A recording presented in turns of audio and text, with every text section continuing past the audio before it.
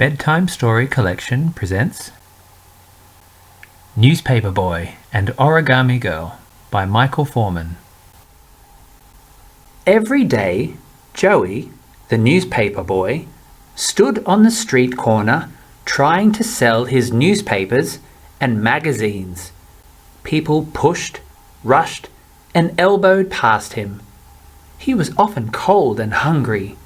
At night he slept on the newspapers he hadn't managed to sell. Late one cold autumn afternoon, a pack of young bullies grabbed Joey and stole what little money he had. Suddenly, to Joey's surprise, his newspaper bag flew into the air and the newspapers transformed into Origami Girl. She leapt in amongst the bullies and chased them off down the street, but they disappeared into the dark alleyways of the city. "Oh no!" cried Joey. "They've got my money." "And who are you anyway?" "I'm Origami Girl," she said.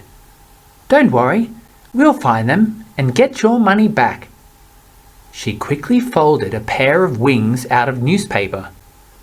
"Climb onto my back," she said. Origami Girl spread her wings and they soared up high above the city. From here they could look down into the alleyways and soon spotted the group of bullies as they ran through the streets, snatching first an old lady's bag and then a little boy's mobile phone.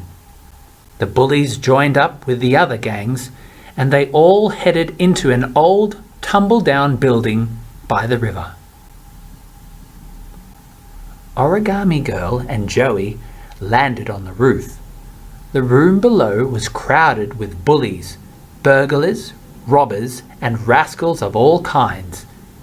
In the middle, a fat old man sat counting money and examining jewels through a big magnifying glass. Origami Girl crashed through the skylight onto the table and dived in amongst the crooks, somersaulting, spinning, backflipping, cartwheeling, and knocking them over like skittles.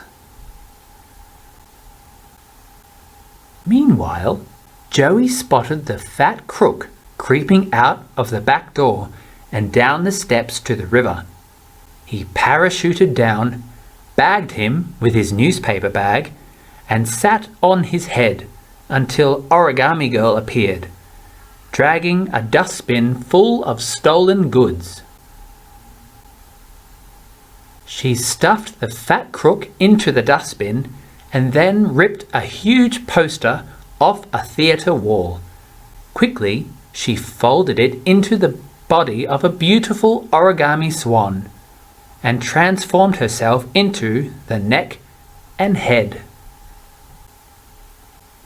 Together, they sailed with the fat crook and the dustbin down the river to the river police.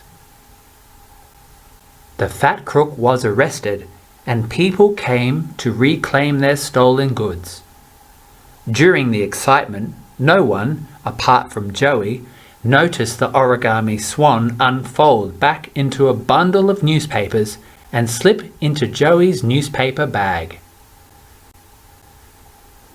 The next day, Joey's picture was on the front page of all the newspapers above the headline, "The Boy Who Bagged the Big Bad Boss."